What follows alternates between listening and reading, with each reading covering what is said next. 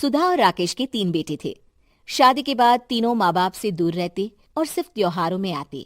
माँ जी, पिताजी, अगली बार आप लोग हमारे घर आइएगा। अरे नहीं बहू, सब यही आ जाते हैं तो घर खिला खिला लगता है। हाँ बहू, तू हमेशा बुलाती है तो जरूर आएंगे तेरे पास भी। हाँ हाँ, दीदी का घर बड़ा जो है, सब कुछ आपने शादी के बाद दीदी को ही तो दे दिया था। हमें भी दिया होता तो हम भी बड़ा घर लेते। क्यों सुनील? अरे नहीं नहीं, पापा ने सबको एक बराबर ही दिया है। छोटी बहू, क्या चाहिए तुम्हें, बोलो। वो आपके सोने की चेन वाली घड़ी है ना, वो अगर आप मुझे। तभी वहाँ मजली बहू भी आ जाती है। और मुझे ना आपका मंगलसूत्र इतना लंबा, सुंदर और भारी भी है। अरे हाँ हाँ, तुम दोनों को ही दूंगी बहू, चिंता ना करो। चलो अब खाना लगाओ, खाना खाया जाए। सभी मिलकर खाना खाते हैं कि पड़ोसन आ जाती है। अरे सुधा बहन, थोड़ी चीनी तो देना, घर में शक्कर नहीं है और मेहमान सर पर बैठे हैं। अरे छोटी बहू, चाची को शक्कर तो दे दो।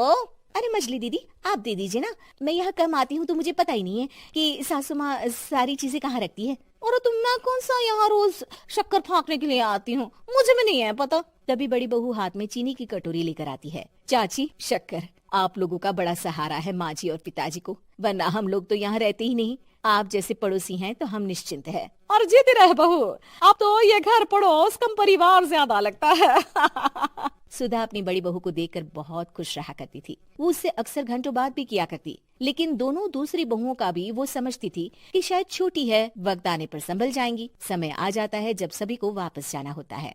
माँ जी, हम लोगों की फ्लाइट पहले है, हमें इजाजत दे। वो सास के गले लगकर चली जाती है। थोड़ी देर बाद छोटी बहू कहती है, माँ जी, मैं ना ये सोफे के कवर और चादरें ले जा रही हूँ, यहाँ तो ऐसी ही पड़ी रहेंगी। हाँ हाँ बहू, ले जा, और कुछ चाहिए तो बोल। और तो चाहिए बहुत कुछ, पर चलिए कोई बात नहीं, अगली बार ले जाऊंगी मैं। ऐसे ही मंजली बहू भी घर का बहुत सारा सामान ले जाती है। सभी के जाने के बाद सुधा राकेश से कहती है, घर कितना सूना लग रहा है ना। हाँ, और खाली भी। तुम्हारी दोनों बहुएं सब बटोर गई।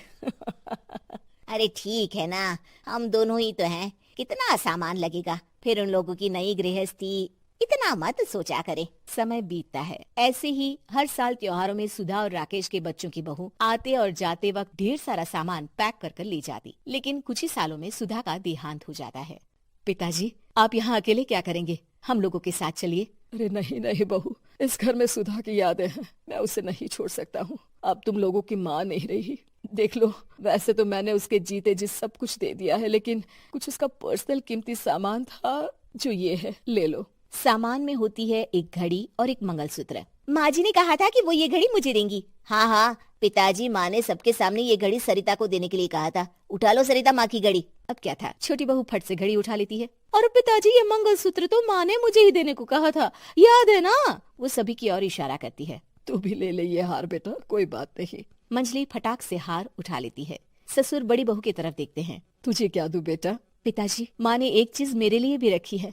सभी के कान खड़े हो जाते हैं कि आखिर सास ने क्या रखा होगा बड़ी के लिए। अरे माँ जी तो दीदी से प्यार भी ज्यादा ही करती थी, हमेशा उनसे बात किया करती। जरूर कोई बड़ी और अपनी प्रिय चीज दी होगी दीदी को। और देख लेते हैं ना, वरना तो हम भी बराबर का बंटवारा करेंगे। हाँ हाँ, कर लेना बंटवारा। लेकिन बड़ी बहू, बताओ तो, सुधा ने क्या रखा है तुम्हारे लिए? अभी तो हम लोग यही हैं पापा जी, जब जाने लगेंगे तो बता दूंगी। बड़ी बहू के मुंह से ये बात सुनकर बाकी दो बहुएं सोचने लगती हैं कि आखिर क्या है जो दीदी को सासू माँ देकर गई हैं। दीदी, ऐसा तो नहीं ना कि पूरे घर का आधा हिस्सा माँ बड़ी भाभी को देकर गई हो? तभी वहाँ ससुर आ जाते हैं। नहीं नहीं, ऐसा कुछ नहीं है। मकान तो तुम तीनों का बराबर से है। देखो, बड़ी बहू से तुम्हारी सास ज्यादा जुड़ी थी, न जाने क्यों घंटों बात किया करती थी। पता नहीं क्या देकर गई है उसे। और ससुर जी, आपको क्या पता, चालाकी से पूरे घर के पेपर में साइन करवा लिए हो, या फिर कोई छुपा गहना। आखिर मकान पूरा तो आपने सासू माँ के नाम ही कर रखा था ना। अब घर में ये सस्पेंस बन जाता है कि आखिर बड़ी बहू क्या लेकर जाएगी। फिर वो दिन भी आ जाता है जब बड़ी बहू के जाने का समय हो जाता है। बेटा, परसों तुम चली जाओगी, बताया नहीं माँ ने तुम्हें क्या दिया?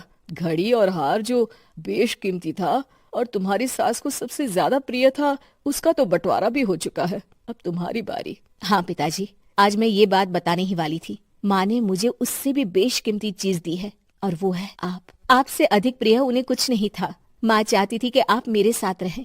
चलिए पिताजी। बेटा, मेरे पास तो कोई पेंशन भी नहीं है और ना ही कोई प्रॉपर्टी। लेकिन आपके पास संस्कार है पिताजी, जो मेरे बच्चे आपसे लेंगे। तो आपको ले जाने पर स्वार्थ ही है मेरा। चलिए ना पापा। सभी के सामने पिताजी बड़ी बहू और बेटे के साथ उनके घर चले जाते